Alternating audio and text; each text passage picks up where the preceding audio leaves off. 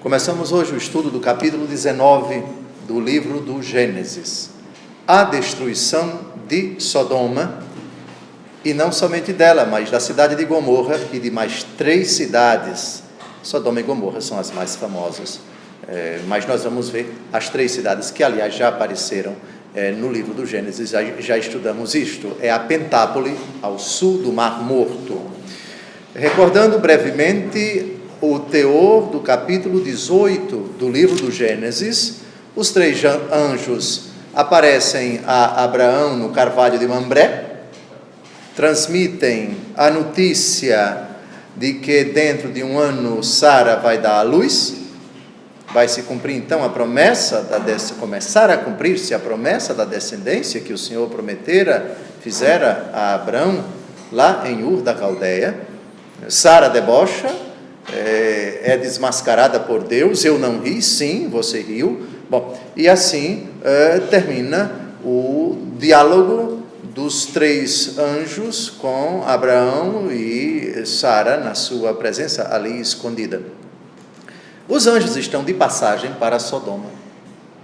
Abraão sabe então qual é a finalidade da peregrinação deles. Eles estão em Hebrom. Gomorra ficam mais ou menos a 40, 50 quilômetros dali. Não se sabe exatamente a localização de Sodoma e Gomorra, porque desapareceram, foram varridas do mapa. Até hoje não há nenhum vestígio de ruínas, enfim. Foi uma tragédia de proporções tremendas. Não há hoje nenhuma escavação que permita afirmar: aqui foi a cidade de Sodoma, aqui foi a cidade de Gomorra. Mais para frente talvez se descubra. Muito bem, e Abraão dialoga com Deus, é um dos anjos. Os outros 2 seguem adiante, são 2 apenas que vão chegar em Sodoma, vamos ver daqui a pouco. E Abraão intercede, começa a pedir pelos habitantes de Sodoma justos. Já vimos isso no encontro anterior. Agora começamos o capítulo 19. Pela tarde, chegaram os 2 anjos a Sodoma. Ló, que estava assentado à porta da cidade, ao vê-los, levantou-se e foi-lhes ao encontro e prostrou-se com o rosto por terra. Estamos aí no mesmo dia. Vejam que horas mais ou menos os 3 anjos chegaram no carvalho de Mambré. Vamos dar uma olhadinha no versículo 1 do capítulo 18. Capítulo 18, versículo 1. Que horas mais ou menos do dia? Meio-dia, exatamente. No maior calor do dia. Presume-se, o sol estava a pino, meio-dia, um tremendo calor. E reparem que horas eles chegam a Sodoma, capítulo 19, versículo 1, pela tarde. Então quer dizer que caminharam a tarde inteira. E chegaram 2, reparem no capítulo 19, versículo 1, chegaram 2. Veja quantos chegaram na casa de Abraão, capítulo 18, versículo 2. Capítulo 18, versículo 2, quantos? 3. Ocorre que um deles, na verdade, era o Senhor Deus. Vejam aqui, vejamos aqui, no versículo 16 do capítulo 18, os homens levantaram-se e partiram na direção de Sodoma, e Abraão os ia acompanhando.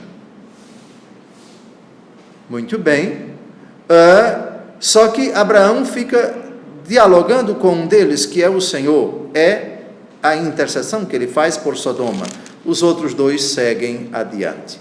Prova disso é que o diálogo acontece no meio do caminho, os 2 anjos seguem, e no versículo 33 do capítulo 18, depois da intercessão de Abraão, depois que Abraão cessa de pedir a Deus que não destrua Sodoma se houver 40 justos, 35 justos, 30 justos, 20 justos, 10 justos, etc. O Senhor retirou-se depois de ter falado com Abraão e este voltou para a sua casa. Abraão, portanto, não foi até Sodoma com os 2 anjos. A localização de Sodoma aparece pela primeira vez no capítulo 14 do livro do Gênesis, versículos de 1 a 2. 14, versículos de 1 a 2. No tempo de Anrafel, rei de Senaá, de Arioque, rei de Elazar, de Codorlaomer, rei de Elão, e de Tadal, rei de Goim, aconteceu que estes reis fizeram guerras atenção, agora 5 reinos ali pertinho, 5 cidades, a chamada Pentápole.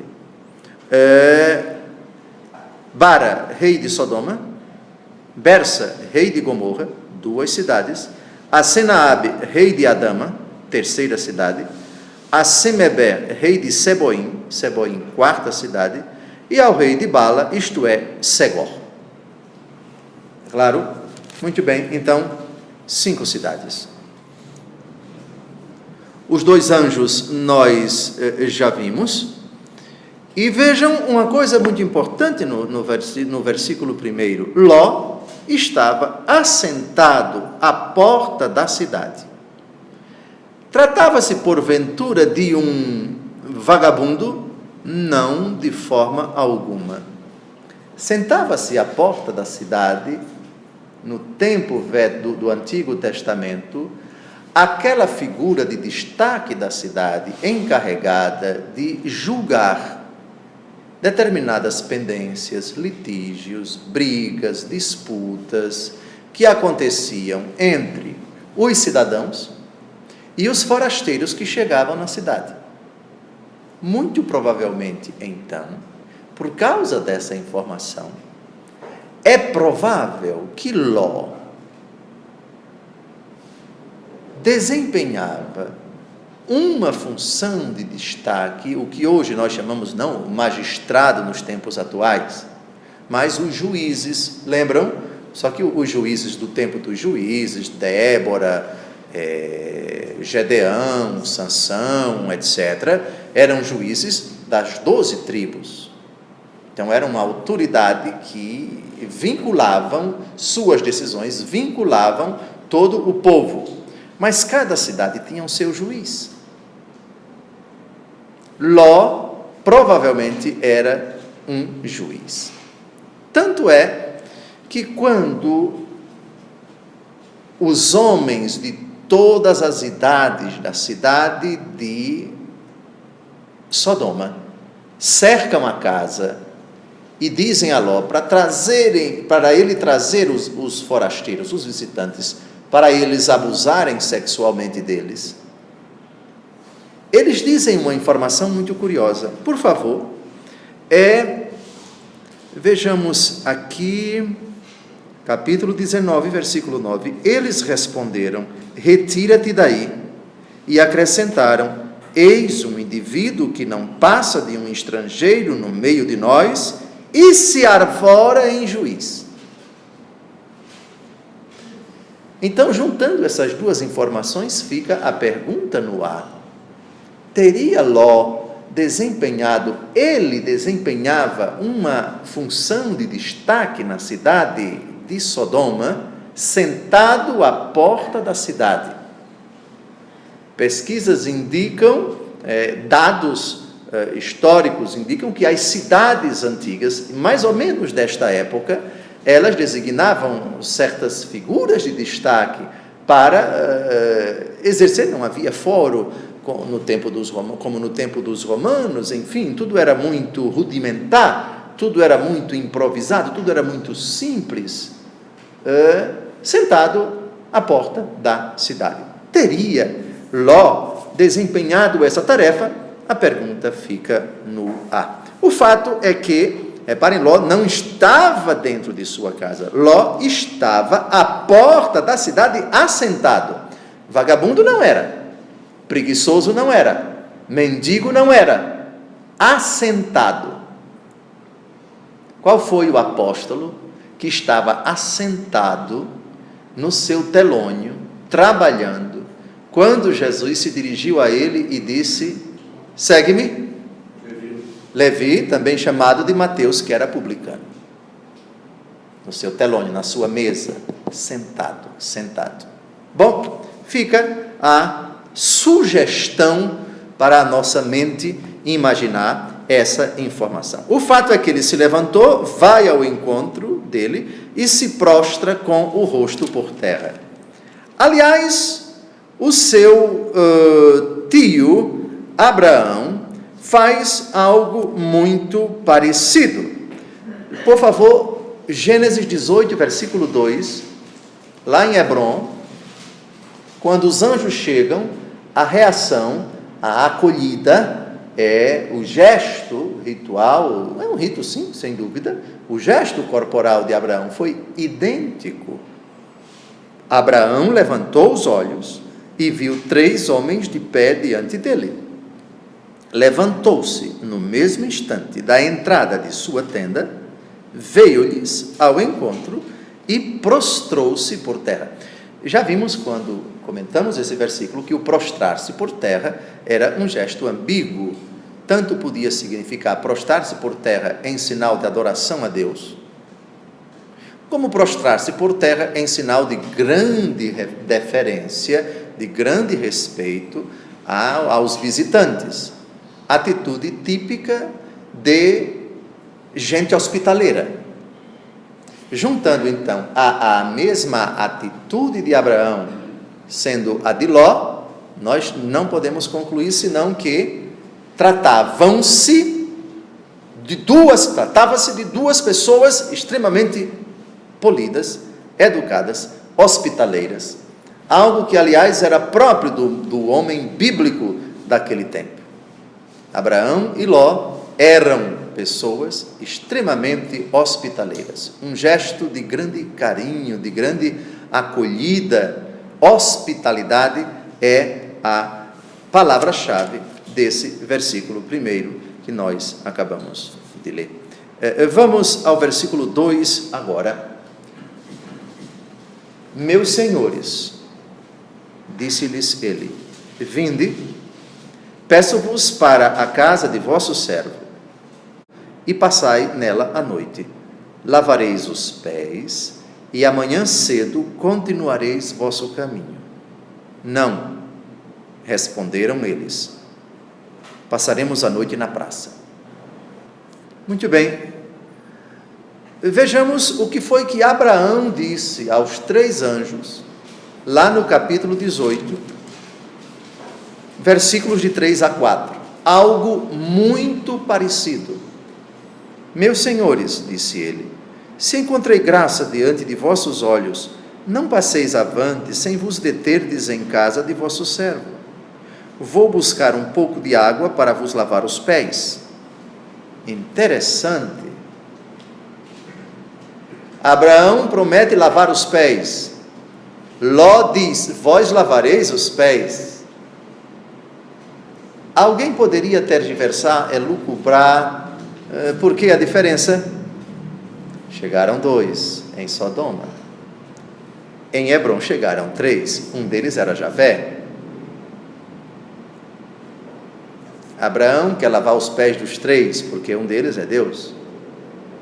Ló se reserva, não vai lavar os pés deles, vocês aqui vão lavar os pés. Fica a suposição.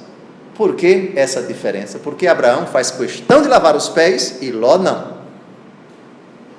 Muito bem, vejamos uma característica da personalidade de Ló, que não podemos perder de vista. Hebreus capítulo 13, versículo 2, Ló ainda não sabe que essas 2 personagens são anjos, são figuras que vieram do céu, são anjos que se materializaram, assumiram a forma humana. Ló não sabia que eles eram anjos, pensava que eram homens. A prova está aqui em Hebreus capítulo 13, versículo 2, lembrai-vos, não vos esqueçais da hospitalidade pela qual alguns, sem o saberem, hospedaram anjos. Alguns no plural, Abraão e Ló. Abraão em Hebrom e Ló em Sodoma. Está claro? Está claro? Ló não sabia, portanto. Há alguma figura no Novo Testamento que, mesmo sem ser a dona da casa, com relação a lavar os pés de Jesus, vocês se recordam de alguma figura destacada no Evangelho segundo Lucas, capítulo 7? Vamos dar uma olhada.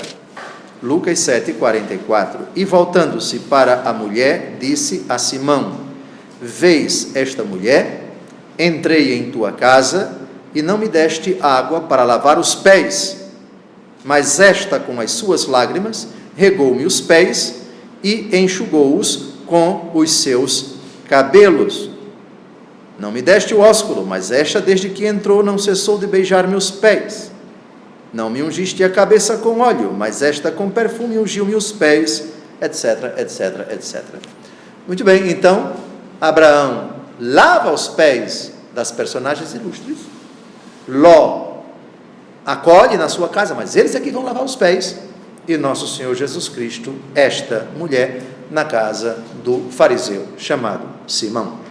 Versículo 19, não responderam eles, passaremos a noite na praça. Obviamente que eles já sabiam da insistência de Ló. Lembram de nosso Senhor Jesus Cristo no episódio dos discípulos de Emaús? Jesus fez que ia passar adiante e eles disseram: não, Senhor, fica conosco, é tarde, a noite já vem, etc. E diante dessa insistência, nosso Senhor Jesus Cristo aceitou fazer a refeição na casa deles. Na verdade, a celebração da Eucaristia, muito provavelmente. Muito bem, nós passaremos a noite na praça. Portanto, aqui nós temos uma afirmação pedagógica para despertar a insistência de Ló na sua belíssima característica, que é a hospitalidade. Muito bem, versículo 3 agora. Mas Ló insistiu tanto com eles que acederam e entraram em sua casa. Ló preparou-lhes um banquete, mandou cozer pães sem fermento e eles comeram. Estamos aí mais ou menos no pôr do sol. Lembrem-se que eles chegaram pela tarde, olha aí o começo do versículo 1. Muito bem, agora nós vamos voltar ao Novo Testamento para ver qual é o juízo a respeito da conduta da vida inteira de Ló.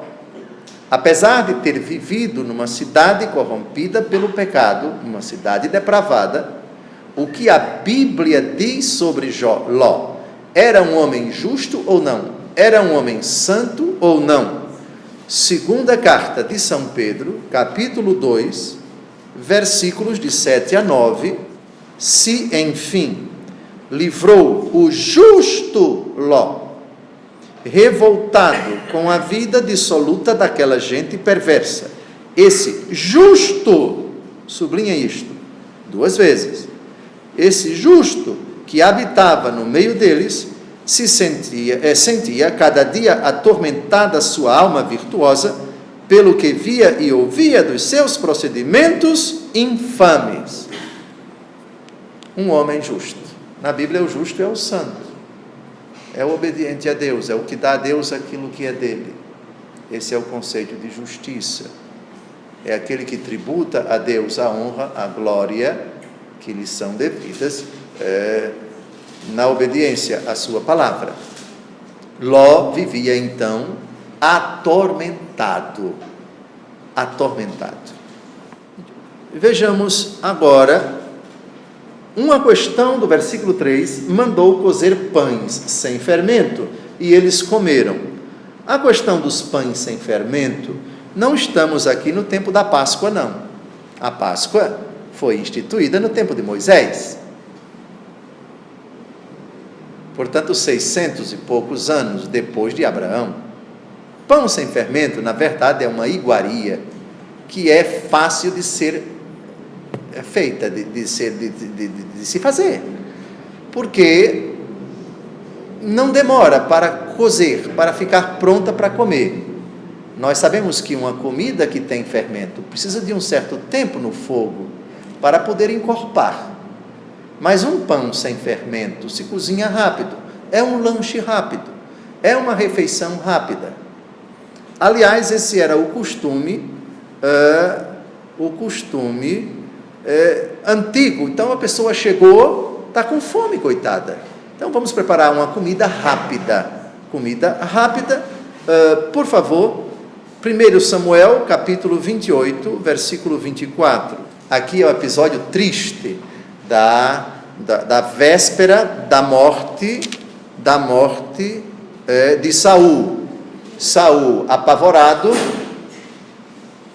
está na iminência de morrer, uma batalha está em andamento. Aliás, ele vai morrer no dia seguinte, e ele procura uma pitonisa, uma necromante, ou se quisermos uma bruxa, na cidade de Endor. Nós no ano passado, alguns daqui estivemos, nas ruínas da cidade de Endor. Pois bem, para pedir que ela invocasse a alma de Saul, a alma de Samuel, que tinha morrido. E Samuel apareceu para dizer: por que você está me incomodando? Você vai morrer amanhã. O pobre do Saul ficou morto, arrasado e com fome, A bruxa, então, depois dessa aparição horrorosa, a mulher tinha em casa um bezerro cevado, matou depressa, e tomando farinha, amassou-a, fazendo com ela pães sem fermento. Comida rápida. Só para a gente entender por que a comida para as visitas ilustres, volte a Gênesis 19, foi essa comida, digamos assim, sem muito gosto, mas uma comida rápida, não é? Os visitantes estão com fome. Anjos comendo, Dom José, no versículo 1 é dito claramente que são 2 anjos, repare, 2 anjos. E anjo pode comer, e anjo não tem espírito puro, e para quê? Qual é o sentido, qual é a necessidade que o anjo tem de comer uma comida? Anjo precisa de comida para se alimentar? Anjo não precisa de comida para se alimentar, claro que não. Anjo é espírito puro,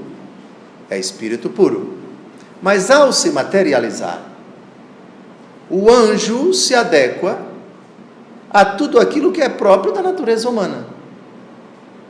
Eles vão ser recebidos por um homem que vai hospedá-los, e faz parte da hospitalidade, não apenas abrir a porta da casa para que a pessoa se aloje, mas também a refeição. Lembrem-se que Ló não sabia que eles eram anjos. Eles comem, portanto, não por necessidade, mas por conveniência. Porque se eles não comessem o pão, geraria, mas espera aí, como é que chegam aqui cansados e não querem comer? Ló poderia ficar magoado se eu ofereço alguma coisa da minha casa e para você comer e você não come. O que aconteceria se eu chegasse à casa de vocês e vocês com todo carinho preparassem alguma coisa para o bispo? Não quero nada não. Vocês ficariam magoados. Puxa, será que ele acha que a minha comida está estragada, não gostou, etc. Coisas desse tipo. Pois bem, então eles se adequaram àquilo que é próprio do costume daquele tempo. Anjo não se materializa ordinariamente. Deus permitiu que ele se materializasse. Anjo não tem necessidade de comer comida material. Mas aqui comeram não por necessidade, mas por conveniência. Está claro? Muito bem. O mesmo se aplica, servate servandis, a nosso Senhor Jesus Cristo. Nosso Senhor Jesus Cristo, no Evangelho segundo João, capítulo 21, de 12 a 15, ressuscitado, aparece às margens do mar da Galileia. Vocês têm alguma coisa para comer? E eles apresentaram peixes, e nosso Senhor Jesus Cristo disse: venham comer.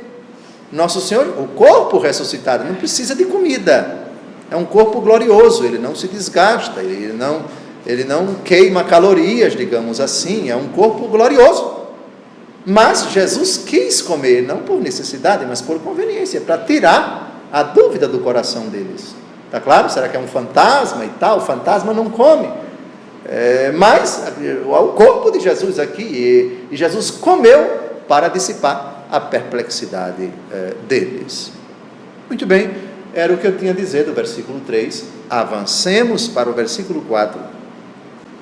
Mas, antes que se tivessem deitado, eis que os homens da cidade, os homens de Sodoma, se agruparam em torno da casa, desde os jovens até os velhos, toda a população.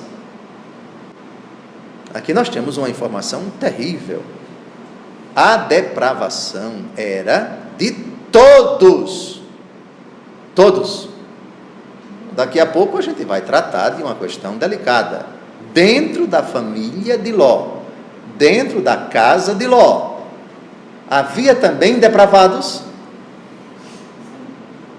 Parece que sim, pelo deboche que os genros dele farão dele. Porque a cidade vai ser destruída no nascente do dia seguinte. Quando o sol começar a se levantar, a cidade vai ser destruída. Os anjos chegaram no final da tarde. Durante a noite, muita coisa vai acontecer, inclusive dentro da casa de Ló. Dentro da casa de Ló. E alguns vão caçoar de Ló. Caçoar de Ló. Muito bem, vamos para frente. O trágico aqui do versículo 4 é que é toda a cidade. E curiosamente, a palavra homens aparece duas vezes. Homens da cidade, homens de Sodoma, desde os jovens até os velhos, se agruparam em torno da casa. Ou seja, cercaram a casa mesmo. Quem está aí dentro não vai sair de jeito nenhum. Se alguém sair, nós vamos pegá-los. O intento, nós vamos saber daqui a pouco. Já sabemos qual é o intento. Então, nós temos uma cidade completamente depravada. Ninguém escapava.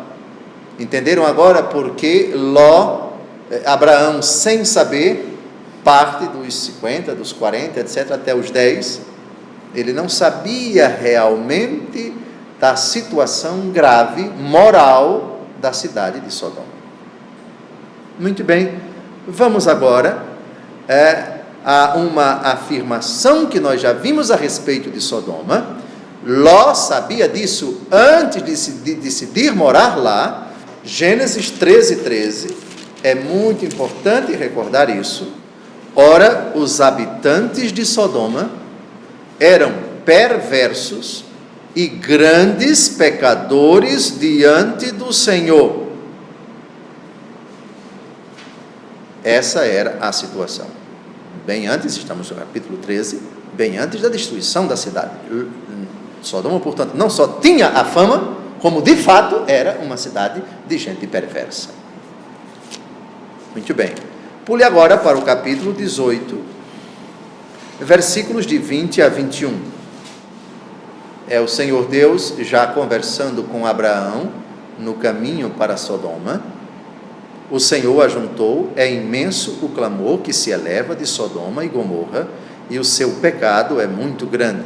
Lembram dos 5 pecados que clamam aos céus? Já vimos isso, decoraram os 5 pecados. Sodomia é oprimir os fracos, os indefesos, sem dúvida. Oprimir, injustiça. A injustiça contra o órfão, a viúva e as crianças, certo? Não pagar o salário do trabalhador na carta de São Tiago, né? É isso? Muito bem. Agora vamos ilustrar aquilo que estava na mente de todos esses homens. Qual era a prática desses homens? Jovens, velhos, todos da cidade, sem exceção, o que de fato eles queriam. Um pecado execrável, um pecado abominável. O crime de Sodoma é descrito em Levítico 18, 22. Todos juntos. Não te deitarás com um homem como se fosse mulher. Isso é uma abominação. Pule agora para o capítulo 20 do Levítico. Capítulo 20, Versículo 13, todos em voz alta. Se um homem dormir com outro homem, como se fosse mulher, ambos cometerão uma coisa abominável, serão punidos de morte e levarão a sua culpa. Vamos agora ao livro dos Juízes. Juízes 19, de 22 a 23. Enquanto restauravam as forças, vieram os habitantes da cidade, gente péssima, e cercando a casa do velho, bateram violentamente a porta. Faze sair, gritaram eles ao velho, dono da casa. Faze sair o homem que entrou em tua casa para que nós os conheçamos, ou seja, para fazer sexo com ele, para estuprá-lo, para deflorá-lo. O velho saiu e foi ter com eles, dizendo: não queirais, irmãos, cometer semelhante maldade, pois esse homem é hóspede de minha casa, não pratiqueis tal infâmia. Eis aqui a minha filha virgem e a concubina desse homem. Eu vos trarei, e vós podereis violá-las e fazer delas o que quiserdes. Somente vos peço que não cometais contra esse homem uma ação tão infame. Eles, porém, não o quiseram ouvir. Então o levita, vendo isso, trouxe-lhe sua concubina. Eles a conheceram e abusaram dela durante a noite até pela manhã e despediram-na ao amanhecer. Ao romper do dia, veio a mulher e caiu à porta da casa onde estava o marido, e ali ficou até que o dia clareasse. Chegada a manhã, levantou-se o marido, e ao abrir a porta para continuar o seu caminho, eis que sua concubina jazia diante da porta com as mãos estendidas sobre a soleira. Levanta-te, disse ele, vamo-nos. Mas a mulher não lhe respondeu. Tomou-a então, pô-la sobre o jumento e tomou o caminho de volta para a sua casa. A mulher morreu. Ou seja, aqui é o crime da cidade de Gabaá. Uma coisa horrível aconteceu. Uma cidade de gente depravada. Eles queriam sexo a qualquer custo, queriam deflorar o visitante, o hóspede, o dono da casa não permitiu, ofereceu a sua concubina. Eles, no seu afã, defloraram dela a noite toda. Todos eles fizeram sexo com ela. A coitada acabou morrendo. Foi um estupro coletivo, estupro até a morte. A continuação do texto, vocês já sabem, esse crime não ficou por isso mesmo. O Senhor, então, esquartejou o corpo dela, dividiu em 12 partes, e mandou uma parte do corpo para cada tribo de Israel. Vejam o que foi que fizeram comigo. Todas as tribos, então, se reuniram, e a guerra foi declarada. E aí começou a carnificina, inimaginável. Não é o momento agora, porque do Juízes nós vamos tratar daqui a uns 40 anos, o nosso estudo da Bíblia aqui, no ano de 2050, talvez a gente chegue lá no livro dos Juízes, mas somente para ilustrar que essa tara, essa perversidade, essa abominação é antiquíssima, e cidades inteiras praticavam isso. Reparem que no tempo dos Juízes, nós estamos 600 anos depois de Abraão. 600 anos. Ou seja, Sodoma e Gomorra foram destruídas, mas o pecado continuou. Ficou a lição, obviamente, 2 cidades que foram destruídas por causa desse pecado abominável, mas essa prática, infelizmente, recrudesceu já no Antigo Testamento. Já temos prova dessa prática na carta de São Paulo aos Romanos, e também na cidade de Corinto, para cuja comunidade cristã São Paulo escreveu a carta, aí no capítulo 6 da primeira aos Coríntios, se diz no versículo 9, que aqueles que praticam isto não herdarão o reino dos céus. Muito bem, voltemos ao livro do Gênesis, capítulo 19, Vamos agora para o versículo 5, por favor. E chamaram Ló. Ou seja, a população toda está ali. Homens. O texto não fala de mulheres. São homens depravados. Homens depravados. Jovens, idosos, todos, sem exceção, gravem isso, toda a população. Versículo 4. E chamaram Ló. Onde estão? Disseram-lhe: os homens que entraram esta noite em tua casa. Já era de noite. Conduze-os a nós para que os conheçamos. Cuidado, ninguém pense que é conhecer, bater um papo agradável, não. Oi, como vai você? De onde você vem? Para onde você vai? Vamos tomar aqui jogar a conversa fora. O verbo conhecer, na Bíblia, até no Novo Testamento, significa, dependendo do contexto, o ato sexual. Conhecer no sentido de entrar na intimidade de uma pessoa, porque a intimidade de uma pessoa é algo desconhecido para os outros. Uma mulher virgem só podia ser conhecida no sentido de desposada, de tirar o véu, esse é o sentido de desposar. Sponsum, em latim, é o véu. Por isso, naquele tempo, no dia do casamento, o noivo que não podia ver o rosto da noiva, até na cerimônia, ela estava com o véu.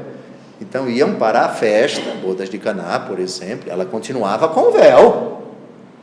Agora, depois que todo mundo saía, eles deixavam o recinto da festa, aí havia todo um ritual, fechava-se a porta do quarto, ele tirava o véu, ou seja, desposou, tirou o véu, e agora olha no olho dela, e aí vem o resto, vem a intimidade que atinge o seu ápice na consumação. Muito bem, vamos ver alguns versículos do Antigo Testamento, onde a expressão conhecer significa fazer sexo. Gênesis capítulo 4, versículo 1. Gênesis capítulo 4, versículo 1. Adão conheceu Eva, sua mulher, e ela concebeu e deu à luz Caim, e disse: possuí um homem com a ajuda do Senhor. Está claro? Adão conheceu Eva, ou seja, Adão fez sexo com Eva. Ainda no capítulo 4 do Gênesis, versículo 17,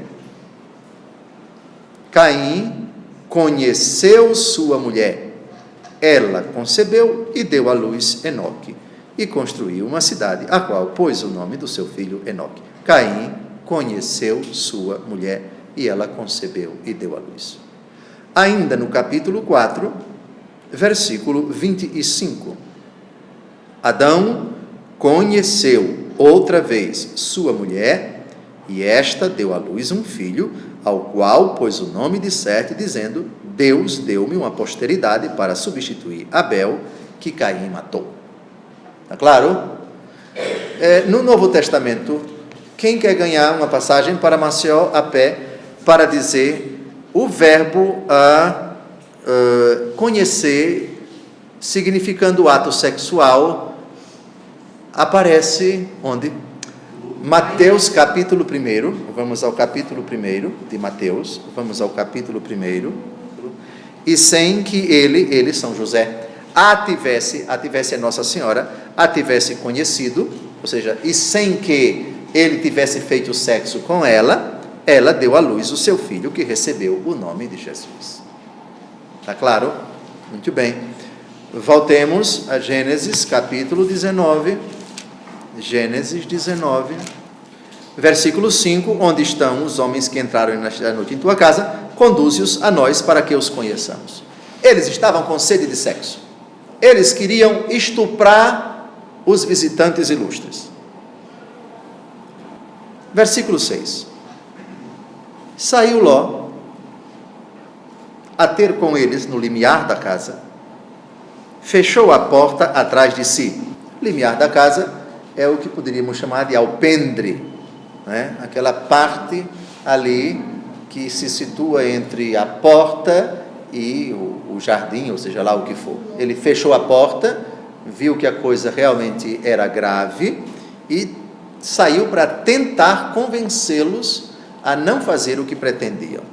E disse-lhes, versículo 7, e disse-lhes: suplico-vos, meus irmãos, não cometais este crime. Vejam, já havia a convicção no tempo de Abraão e de Ló de que sexo entre duas pessoas do mesmo sexo era crime. Os textos do Levítico e do livro dos Juízes, Levítico sobretudo, Levítico 18 e Levítico 20, são textos posteriores, integram a legislação mosaica, e Moisés é 600 anos depois de Abraão. Antes da lei de Moisés, a homossexualidade já é tratada como um crime. Portanto, a afirmação de alguns de que entrou na legislação judaica, hebraica, a proibição da homossexualidade seria uma coisa tardia, ou seja, no tempo de Moisés, só 1200 anos antes de Cristo, isso não procede. O ato sexual entre pessoas do mesmo sexo, aqui é tratado por Ló como crime. Crime. Não é crime no sentido civil, no sentido penal da legislação civil. Naquele tempo nem existia legislação civil, né? O que hoje nós entendemos de ordenamento jurídico civil, isso não existia coisa nenhuma. Estamos numa época bem remota, né? Bem primitiva. Muito bem. Outro detalhe importante, reparem como Ló chama os seus concidadãos, meus irmãos. Nós já vimos aqui, e não vou repetir, que a palavra irmão, na língua portuguesa, como se encontra aí na Bíblia de vocês, o seu Gilberto, a palavra irmão aparece também na Bíblia de Jerusalém, irmão também, ela tem mais de 10 significados na Bíblia. Irmãos pode significar filho do mesmo pai e da mesma mãe, irmão pode significar tio, pode significar sobrinho. Lembrem-se vocês de que Abraão disse a Ló: não vamos discutir porque nós somos irmãos. Abraão utiliza essa expressão, mas na verdade aqui irmão significa sobrinho e tio. Sobrinho de um lado, Ló é sobrinho de Abraão, e tio porque Abraão é tio de Ló. Nós somos irmãos. Irmão pode significar a pessoa que faz parte da mesma natureza humana. Nesse sentido, Adão é nosso pai, e porque Adão é nosso pai, o primeiro do gênero humano, todos somos irmãos. É irmão no sentido bem genérico, irmão no sentido de membro da mesma nação. Todo israelense é irmão, compatriota do outro, não é? A pátria, se nós aqui no Brasil chamamos pátria mãe gentil, dos filhos deste solo és mãe gentil. A pátria poeticamente é chamada de mãe, e todos os brasileiros são chamados de filhos. Se são filhos da mesma mãe, são irmãos. Então se pode dizer, nesse sentido do hino nacional, que todos os brasileiros são irmãos, porque são filhos da pátria mãe gentil. Irmãos também da mesma tribo, irmãos também da mesma família, irmãos também da mesma cidade. É o sentido aqui? É o sentido, meus irmãos. Ló, ao dizer meus irmãos, não está dizendo que eles são da mesma família, filhos do mesmo pai e da mesma mãe. Irmãos, continuando, no sentido de os que professam a fé, até entre os protestantes se diz: a paz do Senhor, irmão, você é meu irmão na fé. São Paulo utiliza essa expressão muitas vezes, irmãos caríssimos, filhos caríssimos, enfim. Pois bem, meus irmãos.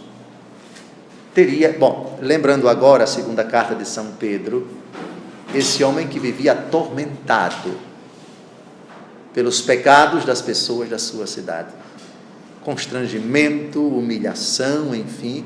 Fica a pergunta que não responderemos jamais, mas se ele vivia atormentado, por que ele não saiu da cidade? Por que ele não disse: chega, basta, eu não vou viver aqui nesse lugar? Teria sido Ló complacente com... Não sabemos, mas a Bíblia diz que ele é justo. Situação muito difícil, viver atormentado por não concordar, por não praticar aquilo que era comum, que era a regra em toda a cidade. Bom, de qualquer maneira, suplico os meus irmãos, não cometais este crime. Agora, ele vai fazer uma proposta que alguém nos dias de hoje poderia dizer: mas isso é absurdo. Como é que ele vai oferecer as filhas dele para serem defloradas para serem estupradas. É preciso nos remontarmos à mentalidade daquele tempo. A hospitalidade era um valor imenso naquele tempo. E era um valor tão grande que o homem daquele tempo preferia sacrificar a honra das filhas a ter que faltar com a hospitalidade. Ou seja, são meus hóspedes, estão na minha casa, ninguém vai mexer com eles. Se vocês estão tão depravados, tão afoitos, estão com os nervos à flor da pele para satisfazer esses instintos depravados, com eles não. Eu ofereço aqui as minhas filhas. Repito, uma proposta que hoje poderia se dizer indecente, à luz da moral cristã, à luz dos princípios éticos de hoje, até dos direitos humanos, dos direitos da mulher, como queira. Naquele tempo, porém, não havia nada disso. Ouvi, tenho duas filhas que ainda são virgens, eu vos trarei e fazei delas o que quiserdes, mas não façais nada a estes homens, porque se acolheram à sombra do meu teto. O que eu tinha a dizer já disse sobre essa proposta. Segundo os critérios de hoje, talvez isso se enquadraria em proposta indecente, em um pai desalmado, em um pai, um falso pai, alguém que não cuida das filhas, que não protege as filhas, etc. É um pensamento digno de respeito para os dias de hoje, com a mentalidade de hoje. Não assim naquele tempo. A resposta deles é apavorante. Versículo 9, eles responderam: retira-te daí.